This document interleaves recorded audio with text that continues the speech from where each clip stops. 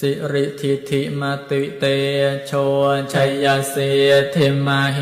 ธิมหาคุณาปริเมตปุญญาธิการาสสะพันตรายนิวารณาสมัทธาสัพพะคะวะโตอะระหะโตสัมมาสัมพุทธัสสะทวาติงสมหาปุริสลาคณานุภาเวนะอสิตยานุพยัญชนะนุภาเวนะอาทุตรสัตตมังคลานุภาเวนะชาพันนรังสิยานุภาเวนะเกตุมาลานุภาเวนะทาสปารมิตานุภาเวนะทาสอุปปารมิตานุภาเวนะทาสปลมาทปารมิตานุภาเวนะศีลสมาธิปัญญานุภาเวนะพุทธานุภาเวนะธัมมานุภาเวนะสังฆานุภาเวนะเตชานุภาเว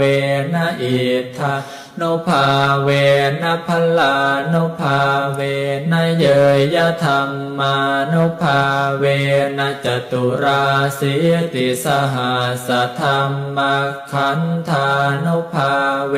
นะนวโลกุตรธรรมานุภาเวนะอาทังคิกมัคคานุภาเว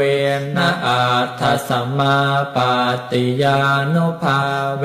นะชลพิญญานุภาเวนะจตุสัจจญาณานุภาเวนะทัสสะพลญาณานุภาเวนะสัพพัญญุตญาณานุภาเวนะเมตตากรุณามุทิตาอุเบกขานุภาเวนะสัพพปริตานุภาเวนะรัตนาตยสรณานุภาเวนะตุยหังสาภโรคโสกุปาทวทุกขโทมนาสุปายาสามินาสันตุสาภอันตรายาปิวินาสันตุสาภสังกัปปาตุยหังสามิชันตุทีขายุตาตุยหังโหตุสตวาสชีเวนะสมังคิโกโห